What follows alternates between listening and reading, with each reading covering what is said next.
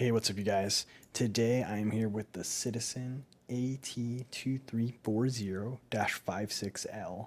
Not the catchiest name. But this is a Citizen Echo Drive chronograph that's titanium and has a sapphire crystal. This is a really interesting combination, and I think a really good value for money if you're looking for a quartz chronograph.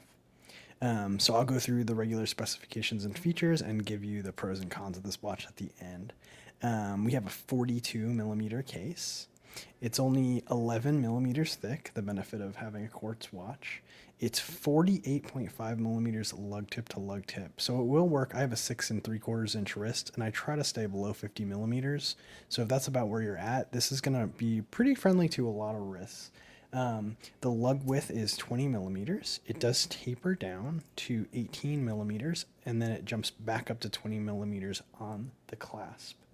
The weight of this watch. So the first thing is, if you've never worn a titanium watch before, they're very light. So a lot of people, they don't generally like the fact that the watch is light. I think quality and weight have a strong correlation in people's minds, but actually, if you do start wearing a titanium watch, you might get addicted to how light they are. So for reference, this is 86 grams. And like an Orient Ray 2, which is a little bit of a bulkier watch, about the same diameter, is 150 grams. So it's a little shy of, well, a little north of half the weight of a Orient Ray. It can't really be understood until you wear one of these. Some people initially think it's flimsy, but after you wear one all day long and you notice how comfortable they are because of the light weight, that's when you will either love or hate a titanium watch. So only 86 grams on this guy. And then titanium also has kind of a darker gunmetal-y color, and they mostly brush the case, which I like. It's the polish on the blingy doesn't really match kind of to me, kind of the tooly aesthetic of the titanium on this. So I'm glad to see they brushed mostly on the case. There's kind of a high polish, like chamfered edge here, but then the rest of the case is mostly brushed. The bezel is brushed. You do have a ring of high polish. So some nice highlights with the polishing, but mostly brushed to keep this watch looking pretty toolish. You do have sapphire crystal, which is something a lot of people look for. I don't think it has any AR coating. It's hard to tell. It will catch my studio lights pretty strong, but I think it might have a little AR coating. But yeah, sapphire crystal, basically unscratchable. So that's really nice to have on a watch, and kind of difficult to find at this price point. It does have a screw down crown in the back. This says it's rated to 100 meters water resistant, which is not bad for a chronograph. You have the crown and then the two pushers to operate the chronograph. The crown is unsigned, and you do have these crown guards. I do actually like how the crown looks. It has a really interesting shape that I haven't seen on many other watches. So this is housing the Echo Drive H500 movement, which has a chronograph, 60-minute totalizer, running second, and 24-hour sub-register, as well as the date.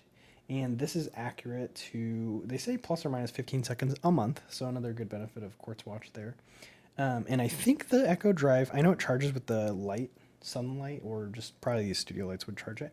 And I think the battery is supposed to last like 10 years on the Echo Drive. So that's pretty awesome. So you have a really good movement in this watch. Moving on to the dial is quite complex. In the middle, you have the 3 registers, and I'll go over their function shortly. But then you do have kind of a sunburst blue in the middle.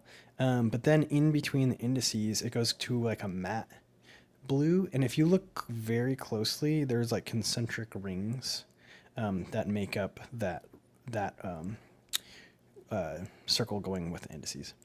And then you do have a chapter ring with each of the minutes clearly displayed and the 5-minute marks marked out. I like the indices are applied, and as you can see, as I kind of move, if you look at the 3 o'clock as I move the light, they are beveled, so they have multiple edges, which helps with catching the light. And if you get really close, I don't know if it'll focus on them, they also have like lines in the indices themselves, which add a lot of visual interest. You do have a lume plop at the edge of each of the hour indices, and then the hands are kind of a dolphin style, and you can see the minute hand is catching the light there. This is something I've noticed I really like on watches. I like the hands to have at least 1 or 2 angles, because you'll notice that it catches the light on half the hand, half the side, down that bezel down the center. It just adds a lot of visual interest to the watch as you're wearing it throughout the day and the light is catching it.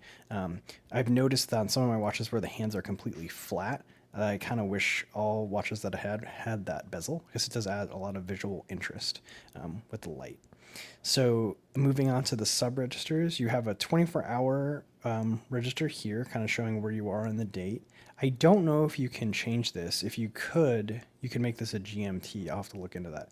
You have the date at the 4 o'clock. I like watches to have a date. I think I would like to have seen it been in the middle of the 6 o'clock sub register to balance the dial, but they did balance it with the Echo Drive Titanium on the left there.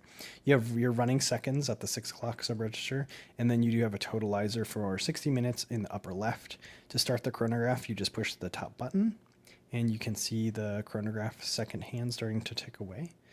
You can stop it, and then it will reset with a smooth sweep back to the 12 o'clock position. So that's a nice feature to have. I'll let that run so you can see the totalizer work. So moving on to the bracelet, you have a 3-link bracelet here. It's almost entirely brushed. The brushing work is good. There is a high polish edge on both sides of the middle link. I like this motif that kind of goes through the whole watch where it's almost all brushed, but you do have some highlighting interesting parts with the high polish. So you have around the bezel, and then the kind of going down the bracelet, you have this high polish theme. I do like that. You have Citizen stamped into the double push deployant. This is just a pressed metal clasp, well, pressed titanium here, I believe. But I do like the double push. It's kind of very nice to click it closed. And because of this light weight of the watch and the bracelet, it's very comfortable to wear. There is lume. I believe it's blue, so I think it's BGW9. It's not the brightest. I will try to do a lume shot, but I'm not sure if it will capture it properly. So that is the one downside of this watch. I am going to pop it onto the wrist so you can see a wrist shot, and then I'll go over the overall pros and cons. So here it is on my 6 3/4 inch wrist. You can see it's about 48.5, 49 millimeter lug to lug. It doesn't overhang my wrist at all. And it is 42 millimeters, but the bezel is quite thick. So a lot of that, well, not a lot, but I would say a millimeter of that size is taken up by the bezel. So it doesn't wear that big. I think I could actually pull this watch off quite easily, and I generally try to stick below 42, but I think this watch actually looks really good on my wrist. The gunmetal-ish titanium, I think, does make it look slightly smaller, especially all the brushing. It's not blingy, it's very tooly, and I love the blue dial with this gunmetal color. And the hands and the indices, there's a lot going on, but it's all well balanced. It's visually interesting, but it doesn't draw too much attention to itself at the same time. I think this is a really good watch. If you were looking for, you just want like a quartz chronograph, and you want like an everyday watch that's going to be comfortable, reliable, very accurate. You can use this chronograph feature when you need to. I'm going to reset it now that we have some minutes on the totalizer. I don't know if that one, oh, actually it just snaps back the totalizer. But the second hand does actually do the spin. So that's kind of cool. I like the snapback on the 60-minute totalizer there. So really, I can't say too many negatives about this watch. You're getting sapphire crystal, which is really desirable. I love titanium watches. It's really light, 86 grams. It's extremely comfortable. The overall presentation of, I think, it is well done. And I think this is about $200. You can get it for less, I think, when there's a sale on Joma Shop.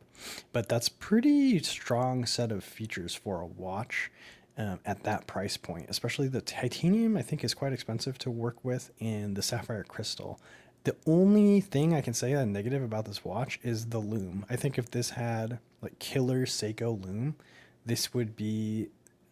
I think this would be my favorite quartz chronograph that I've ever gotten to handle or experience. So if you're not a real big lume junkie, but you are looking for something with that's lightweight and comfortable and has a sapphire crystal, and of course the Echo Drive is very convenient. You're not going to have to change a battery for a long time. This is definitely a watch you want to check out. So thanks to you guys. I'll see you next time.